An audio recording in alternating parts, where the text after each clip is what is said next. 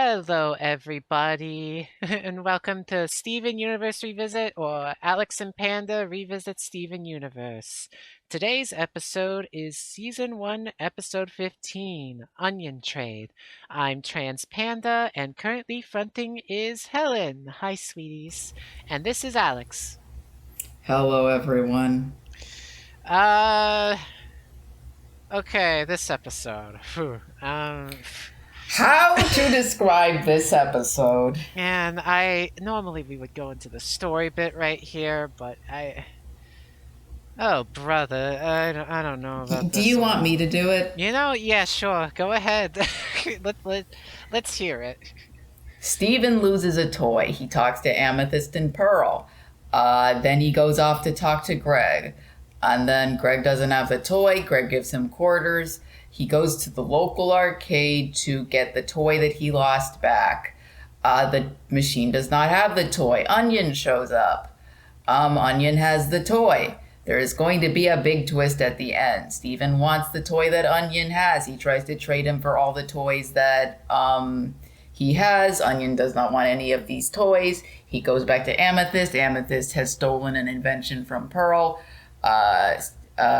Steven takes the invention. He goes back to Onion. Onion trades for the invention. Onion causes big mess. And Steven solves big mess. The end. The end. You Yeah. might wonder why I decided to do that in the most laissez-faire way possible. Well, we're gonna get into that because this did not age very well. Let's get Actually, into, out of all the episodes that we watched, I think this is the one that aged the most poorly. which is really saying something so far, that we were felt the most uncomfortable about this one out of anything. uh, You know, Giant Woman was an episode and a half, but it was important to the story enough to take the material in it to various conversation points.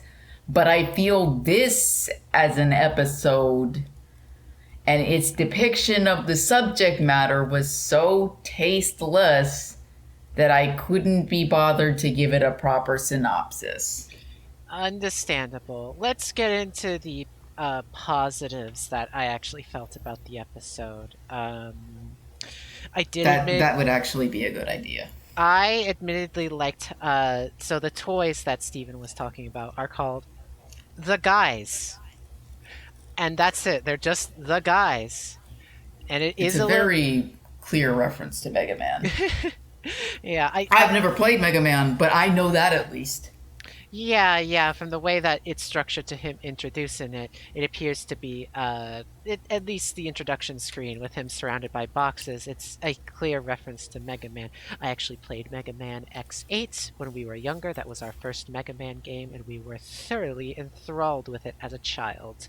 But Nice. yes, that I was. actually hear that Mega Man's a pretty difficult series. Oh, it is. Yeah, like that was absolutely made in the era of like, well, we don't have enough memory space to keep games going, so I guess we'll just make it hard as God knows. But Nice. yes, and then when Stephen went to Greg to say that he lost something very precious and important, Greg says, "You lost your innocence," which is admittedly kind of funny for a father to say. Um, Yeah, that's a pretty good joke. this I Like do, Greg's actually like the one adult in this series who I think we talked about this before, but Greg's actually like one of the few like very decent adults. But unfortunately, a lot of that decency does come at the direct expense of the crystal gems. Yeah, this episode he's mostly just there to be a little fun.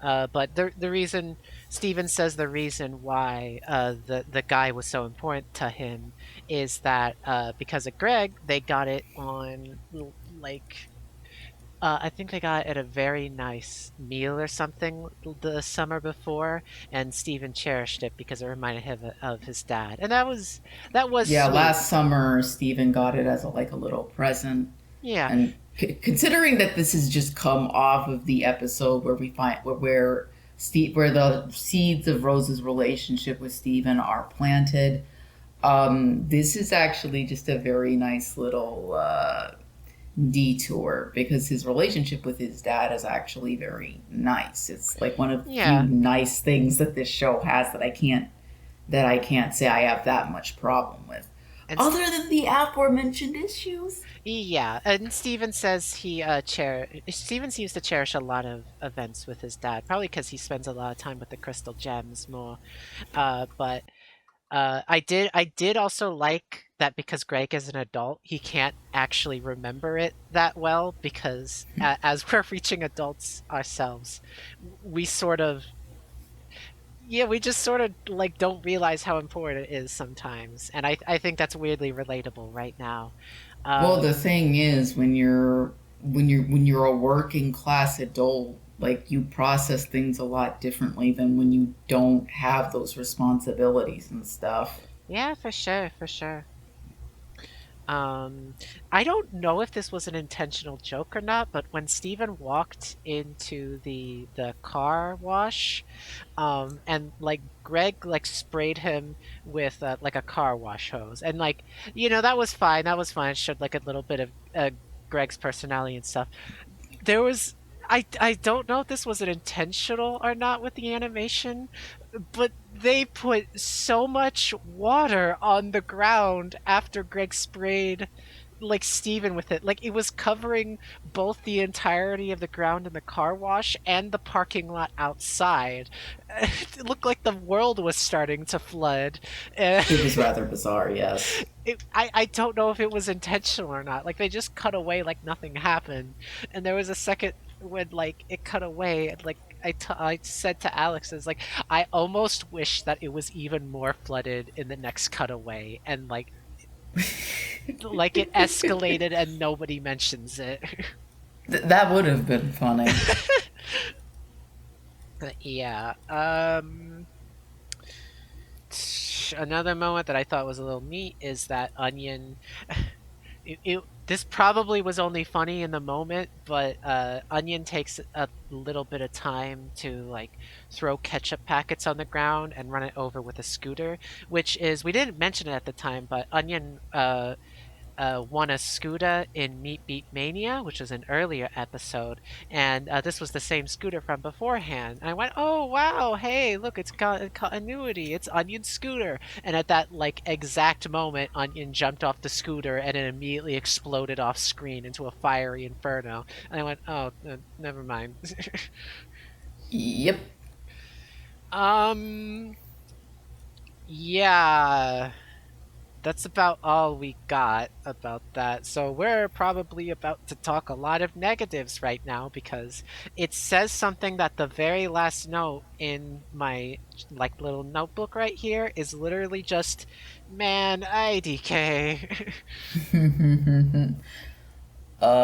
I believe this episode was also just as controversial when it came out. People were talking about the depiction of Onion as a nonverbal autistic child.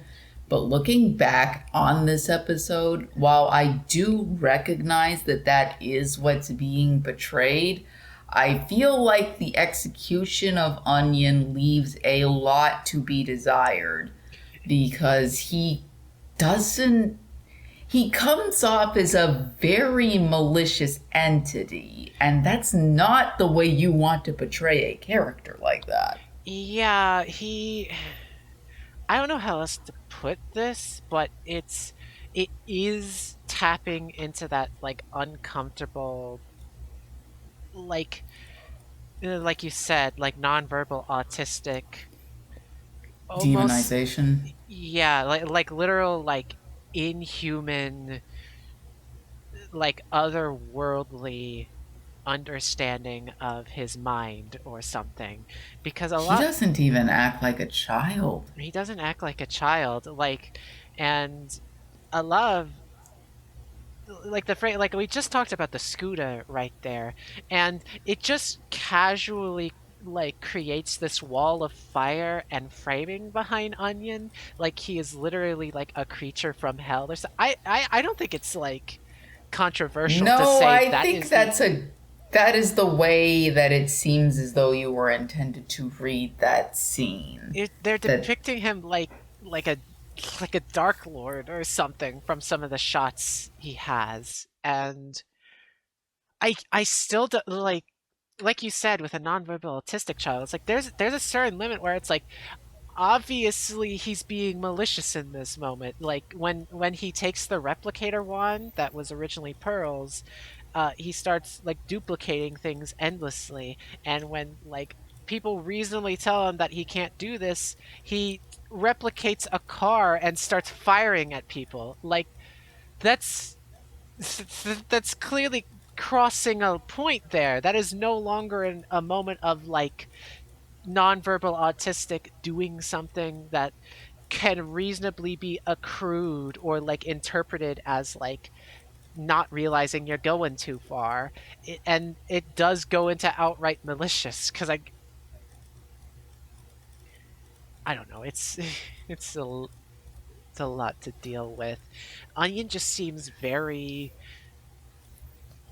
he's yeah, like like the problem is he doesn't feel like he's being written as a child. In fact, I think Onion, the character who needs it the most, is like the most unchildlike written character in the entire show.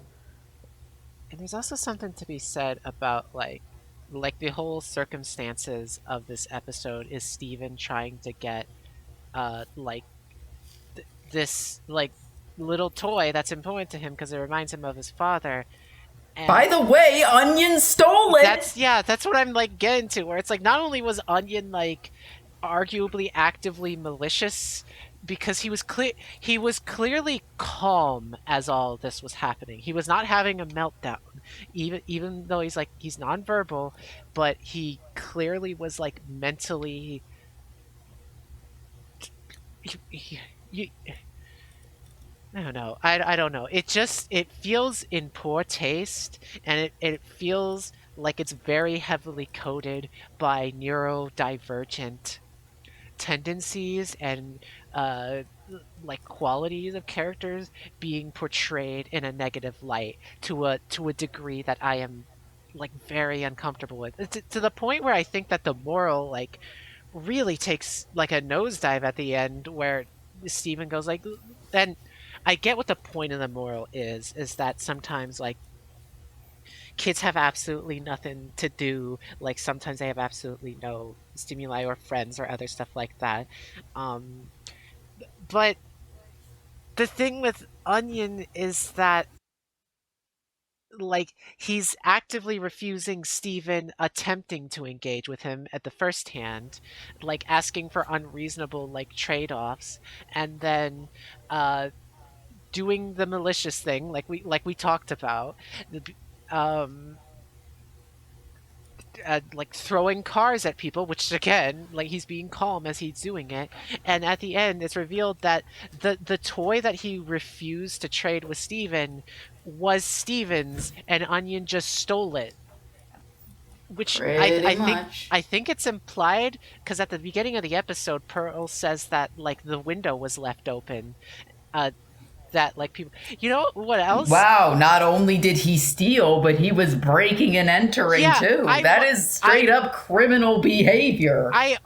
I'm genuinely curious, like if the thing that happened is that Steven did not leave the window open. It was Onion who broke in and like stole it. And here's the thing: we saw like Onion break into the tickets to with break into like the arcade cabinet tickets with a crowbar. But the thing about that is that that's also like a one-off gag, and also Steven was literally saying, "Oh, Onion, so innocent," and then he immediately like commits a crime. But it was also to like a crime that we see in this episode to an arcade that is like garbage. So like it doesn't feel that bad, but he's doing this against like somebody who wants to be friendly with him.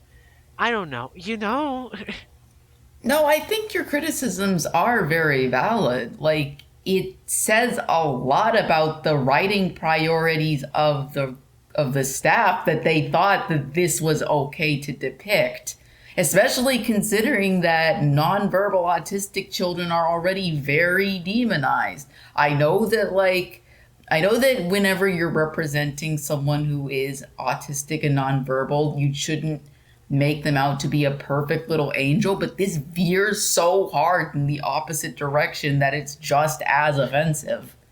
Yeah, that's what we were thinking, where it's like I would have been fine with the end of this episode because I do like the idea of Steven like giving away a toy that he was very invested in because like I don't know. I don't even like the ending of this episode either because it wasn't just a regular toy. That was a gift that his father gave to him in celebration of a precious memory that they had together. That had very real sentimental value to Steven.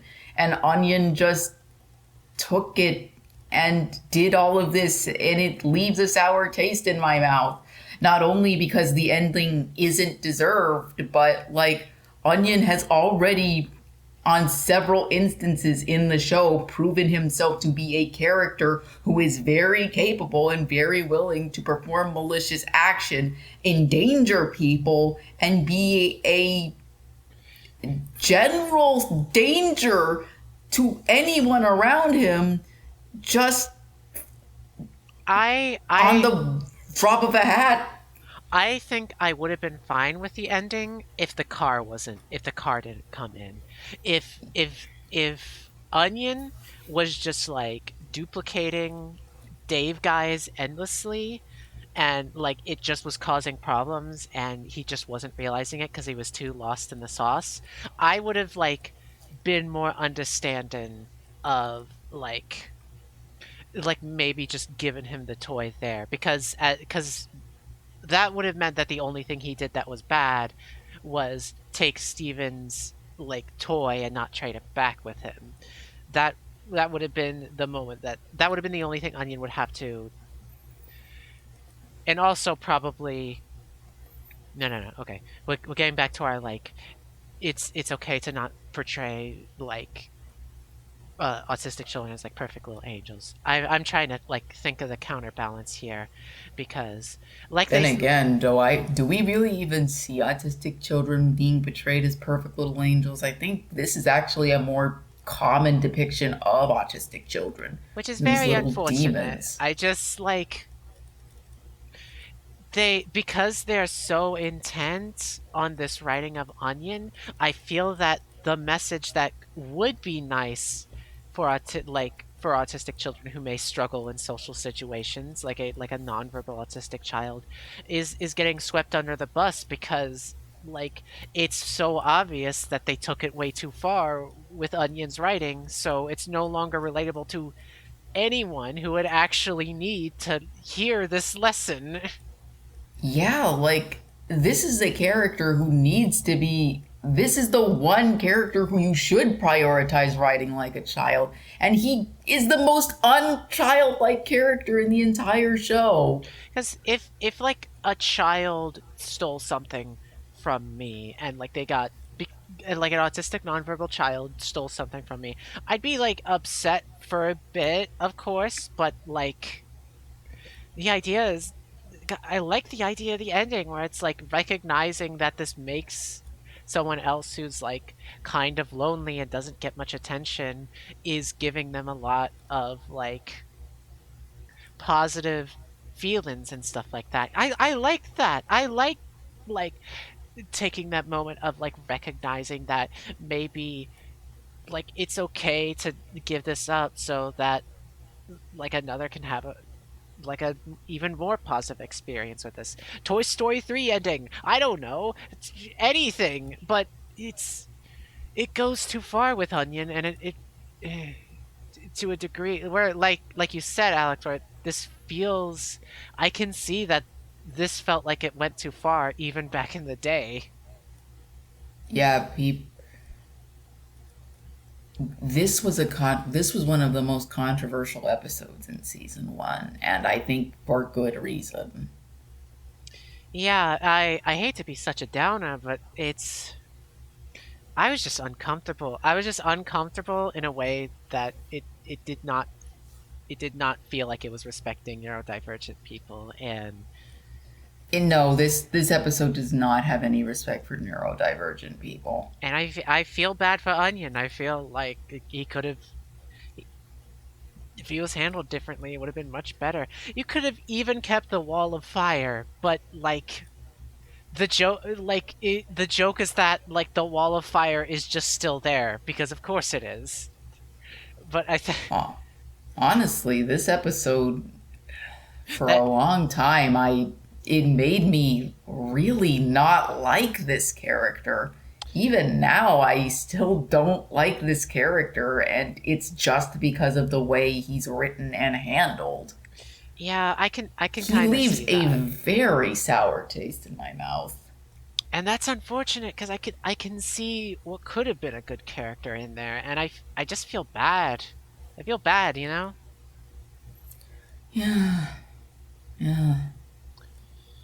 Well, honestly, I think that's all I got in me us for this episode. I don't want to say anything more. It's not. It's gonna be nice, and it's gonna actually be really mean in an unproductive way if we keep talking about this episode. Yeah, yeah, no, that's it. Just we had an uncomfortable time with this episode, and it's unfortunate, and uh, not looking forward to how Onion is treated in the future if this is the first real stepping stone. Hmm. I don't. I can't say anything more. I just spoil it. Yeah, yeah. So I guess we're calling it that for this episode. Thanks for tuning in, everyone. Well, and hopefully the next episode is better. But as usual, we are Transpanda. You can find us on Tumblr under Transpanda1 and Twitter under Transpanda Art. All right. Good night, everyone. You don't want my social media. All right, good night, everybody. Thank you for existing. Mwah, mwah. Bye bye. If I could begin to be half of what you think of me, I could do about anything. I could even learn how to love like you.